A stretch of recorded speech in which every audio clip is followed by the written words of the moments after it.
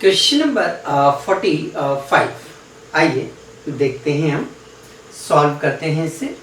देखिए क्वेश्चन में उसने दिया हुआ है prepare income and expenditure account from the following particular of youth club for the year ended 31 March 2018। Change भी कर सकता है वो। रिसिप्ट्स एंड पेमेंट अकाउंट उसने बनाकर दिया हुआ है। नीचे कुछ एडिशनल इंफॉर्मेशन दे रखी है। पहला एडजस्टमेंट उसने दिया हुआ है कि सब्सक्रिप्शन आउटस्टैंडिंग एज एट 31 मार्च 2018। डेट चेंज कर सकता है वो, बट अभी 31 मार्च 2018 बोला उसने कि 16,200 आउटस्टैंडिंग है। ठीक है। 1200 still in arrear for the year 2016 and 17, मतलब लास्ट ईयर का जो आउटस्टैंडिंग है वो 1200 रुपए है। ठीक है।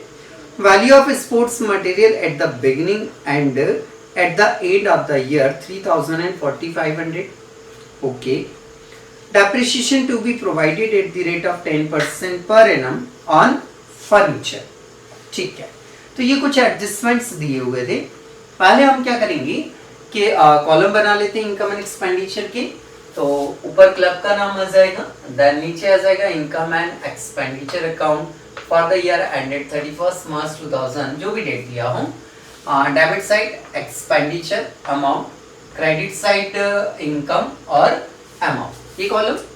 अब हमें क्या करना है, हमें करना ये है कि डेबिट को उठाकर कहाँ ले जाना, हमें क्रेडिट में। देन क्रेडिट को उठाकर कहाँ लाना है, हमें डेबिट में लाना है। पहला काम हमेशा डेबिट से क्रेडिट कर लिया करो। तो चलिए स्टार्ट करते हैं हम। डेबिट से वैल्यूज को कहाँ ले जाना अपने को, क्रेडिट में।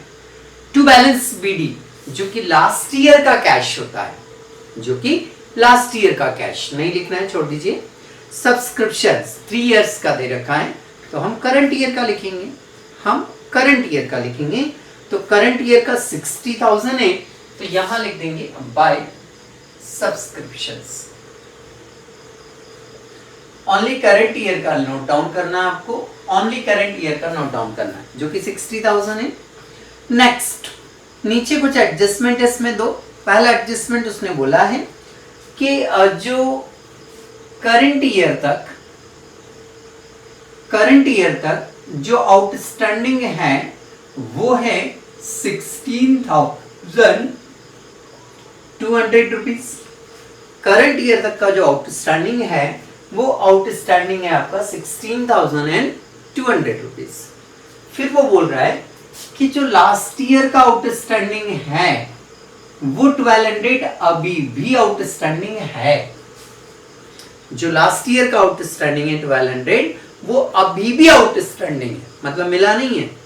तो देखिए ये जो 16,200 है, इसमें हम मान के चलेंगे क्योंकि ये आउटस्टैंडिंग है टिल करंट ईयर। ये जो आउटस्टैंडिंग है वो करंट ईयर का नहीं है, करंट ईयर तक का है। टिल आउटस्टैंडिंग बोला उसने। तो इस आउटस्टैंडिंग में जो लास्ट ईयर का आउटस्टैंडिंग है 1200, वो ऑब्वियसली इसके अंदर क्या होगा, इंक्लूड होगा। तो आप एक काम करिए, इसमें से लास्ट ईयर का जो आउटस्टैंडिंग है उसको लेस कर दीजिए। तो जो 15,000 बचेगा, ये 15,000 रुपीज जो है वो ओनली करंट ईयर का क्या आ गया, आउटस्टैंडिंग। और हमें पता है कि हम यहाँ जो लिखते हैं वो केवल करंट ईयर का आउटस्टैंडिंग लिखते हैं। हम जो यहाँ लिखते हैं वो केवल करंट ईयर का आउटस्टैंडिंग लिखते हैं। तो इसमें क्या कर देंगे आप, add current year outstanding.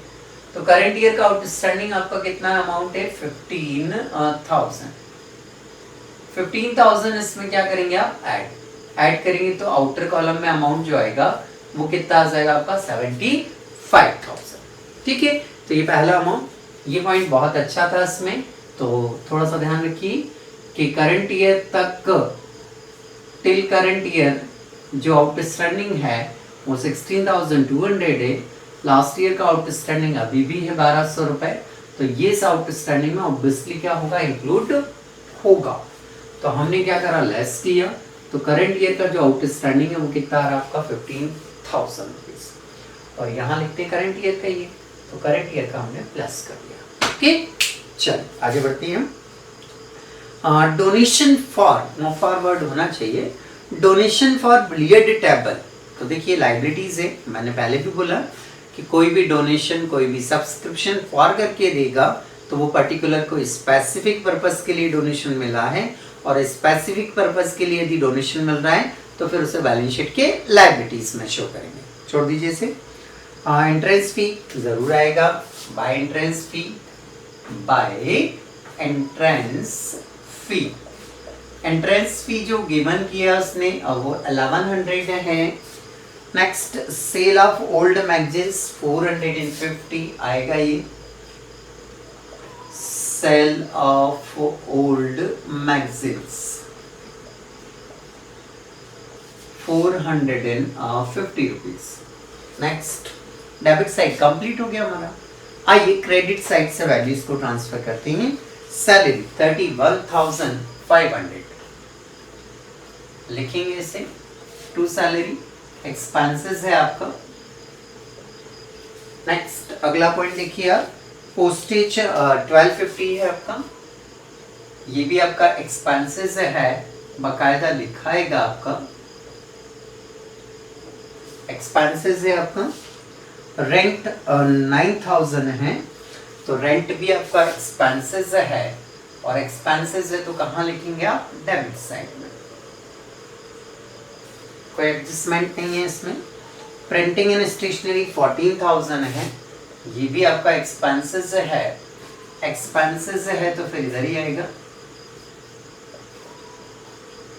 Printing and stationery debit side में ही आएगा। Sports material 11,500। देखिए आपको याद होगा तो आपने स्पोर्ट्स मटेरियल के कुछ कैलकुलेशंस देखे थे, याद हो तो हमें फॉर्मेट याद आ रहा है कि परचेसेस या पेमेंट फॉर स्पोर्ट्स मटेरियल लिखते हैं हम सबसे पहले।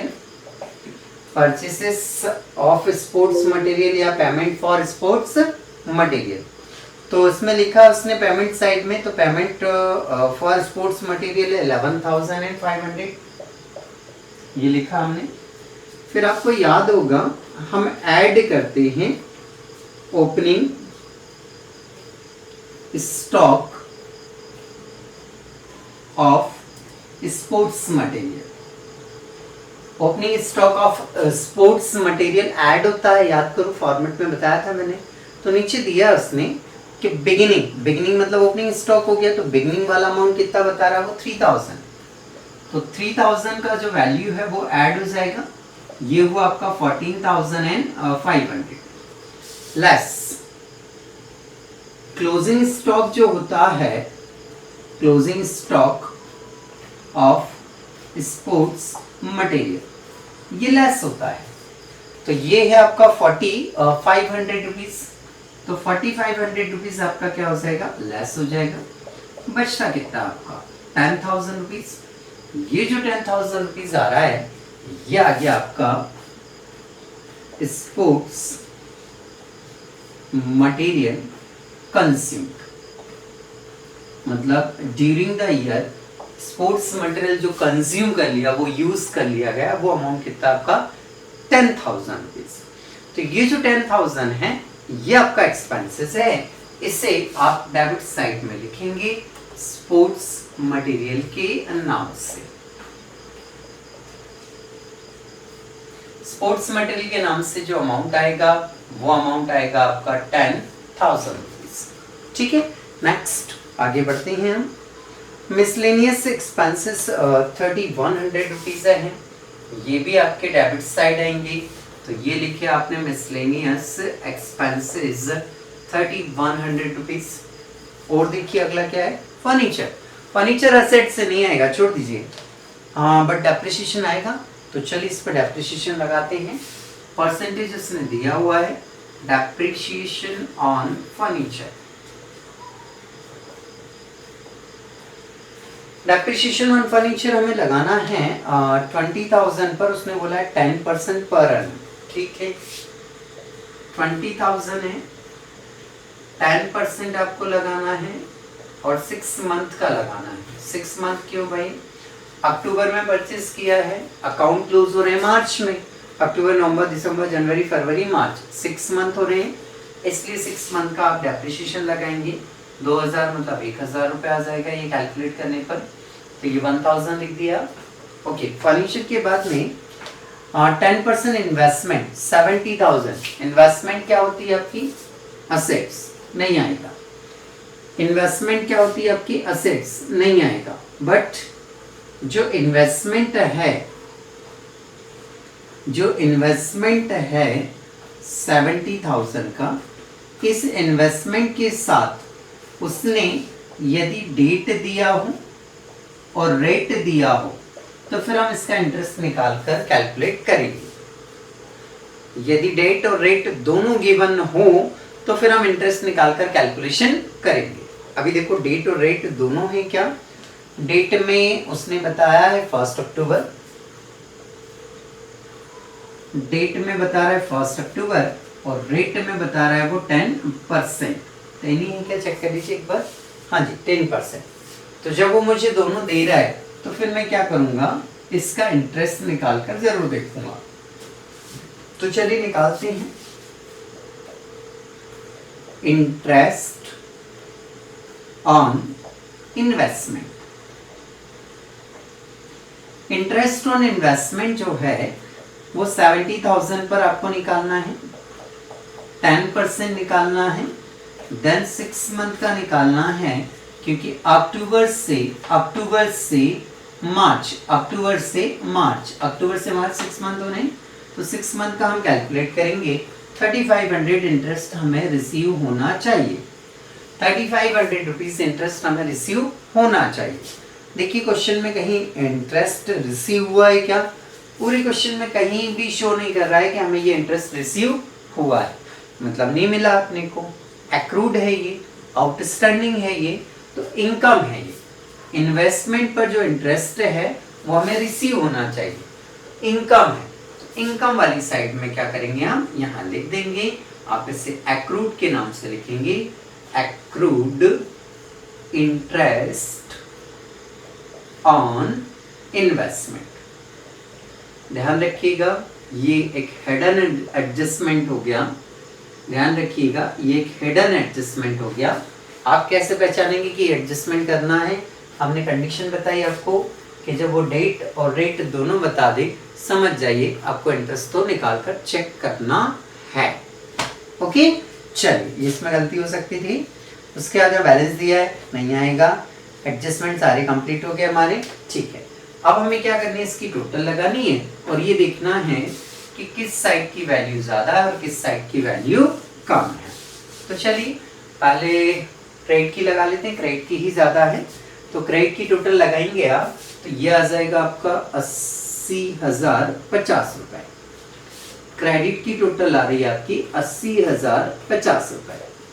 डेबिट साइड, तो डेबिट साइड की जब आप टोटल लगाएंगे तो डेबिट साइड की जो टोटल आएगी वो आएगी आपकी 69,850। क्रेडिट साइड की टोटल 80,050 रुपीज आ रहा है। डेबिट साइड की जो टोटल है वो आपकी 69,850 आ रहा है। लेस करेंगे आप, तो लेस करिए इसको 0 0, 10 में से 8 गए तो कितने बचे? 2, 9 में से 0 1, 10,200 रुपए का क्या आ रहा है? आपका डिफरेंस आ रहा है। तो 10,200 मतलब 10,200 रुपीज आपका डेबिट में कम पड़ रहा है। तो जब डेबिट में कम पड़ता है तो फिर हम किस नाम से लिखते हैं भाई? सरप्लस। तो ये आपका सरप्लस आ गया 10,200। टोटल बड़ी वाली आती है जो कि 80,050 रुपीज है। ठीक है, जब भी क्वेश्चंस को करें तो वर्किंग नोट प्रॉपरली करें, तभी हमें फुल मार्क्स मिल पाते हैं। ठीक है, तो ऐसे करके ये क्वेश्चन आपका यहाँ पर क्या हो जाता है? कंप्लीट हो जाता है।